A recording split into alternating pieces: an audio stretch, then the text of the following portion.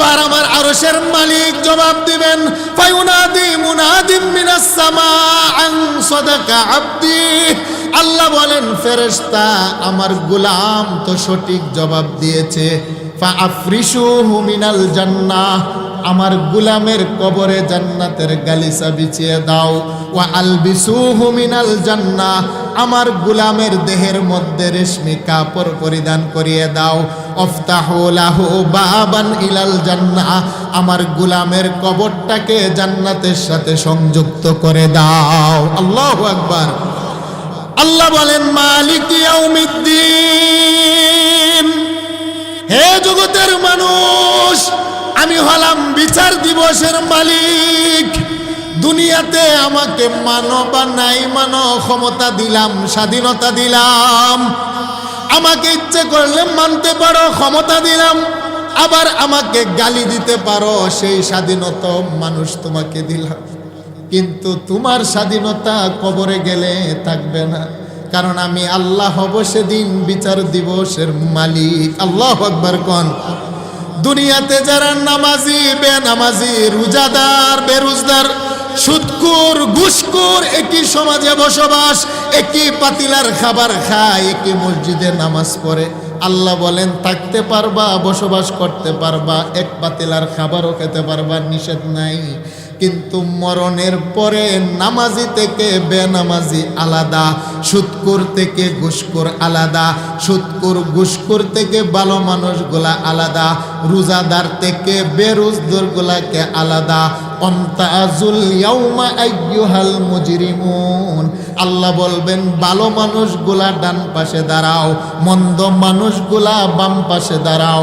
যারা ডান পাশে হবে তাদের ইমাম হবে মুহাম্মাদুর রাসূল, যারা বাম পাশে দাঁড় করাবেন তাদের ইমাম হবে আবু জাহেল, আবু লাহাব। কথাটা কার? আরেকটু জুড়ে বলেন, কথাটা কার? ফারিকুম ফিল জান্নাতি ওয়া ফারিকুম ফিস সাঈর। আমার আল্লাহ একটা কাতার করবেন ডানপন্থী জান্নাতি, আরেকটা কাতার করবেন আমার আল্লাহ বামপন্থী, তারা হবে জাহান্নামী। আমার আল্লাহ 8 জন ফেরেশতার কাদের মধ্যে তিনার কুরসিটা উঠাবেন। সুবহানাল্লাহ কোন। আমার আল্লাহ তিনার কুরসিটাকে 8 জন ফেরেশতার কাদের মধ্যে উঠাবেন, উঠিয়ে আমার আল্লাহ জমিনের মধ্যে অবতীর্ণ করবেন। জমিনের মধ্যে আমার আল্লাহ তিনার আদালত কায়েম করবেন। ইয়াকবিদুল্লাহুল আরদা ওয়া ইয়াতবিস সামাআ বিয়ামিনি। মালিক ইয়াউমিদ্দিনের তাফসীর লিখতে গিয়ে হাফেজ ইবনে কাসির রাহমাতুল্লাহি আলাইহি হাদিস কানা উল্লেখ করলেন, ইয়াকবিদুল্লাহুল আরদা ওয়া ইয়াতবিস সামাআ বিয়ামিনি। আমার আল্লাহ 7টি আকাশকে তিনার হাতের তালুর মধ্যে নিবেন। গোটা জগৎটাকে আমার আল্লাহ বটে তিনার সামনে সংকুচিত করবেন। দুনিয়ার সাগর মহাসাগরের পানিগুলাকে আমার আল্লাহ শুকিয়ে ফেলবেন। পৃথিবীর মধ্যে পাহাড় থাকবে না, তৃণলতা গাছ কোনো কিছুই থাকবে না। সমগ্র পৃথিবীটাকে আমার আল্লাহ একটা ময়দান বানাবেন। আমার আল্লাহ হবেন বাদশার বাদশাহ। সমগ্র পৃথিবীর মানুষগুলাকে আমার আল্লাহ আসামির কাঠগড়ার মধ্যে দাঁড় করিয়ে ঘোষণা দিবেন, আনাল মালিক, আমি হলাম বাদশার বাদশাহ। আইনা মুলুকুদ দুনিয়া, কোথায় দুনিয়ার রাজা বাদশারা, কোথায় দুনিয়ার রাজা মহারাজা, কোথায় আইনাল জাব্বারুন ওয়া আইনাল মুতাকাব্বিরুন, কোথায় দুনিয়ার প্রতাপশালীরা, কোথায় দুনিয়ার অহংকারীরা।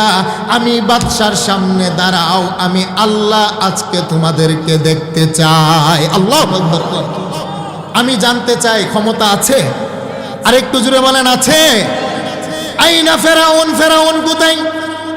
দুনিয়ার রাজত্ব পাওয়ার কারণে আমার পয়গম্বর ইব্রাহিম খলিলুল্লাহর হাত পা বেঁধে আগুনের মধ্যে ফেলেছিলেন। সেদিন তুমি ছিলে দুনিয়ার বড় বাদশাহ। আমার পয়গম্বর ইব্রাহিম ছিল দুর্বল, প্রতিবাদ করতে পারে নাই।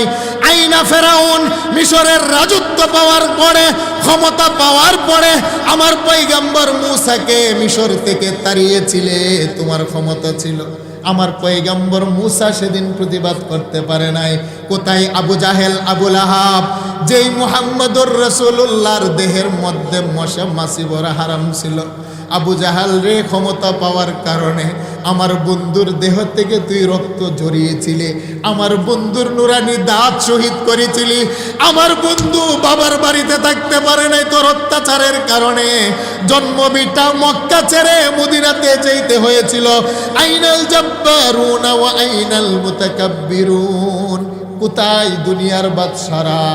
আমি আল্লাহ নামক বাদশার সামনে দাঁড়াও। আল্লাহু আকবার।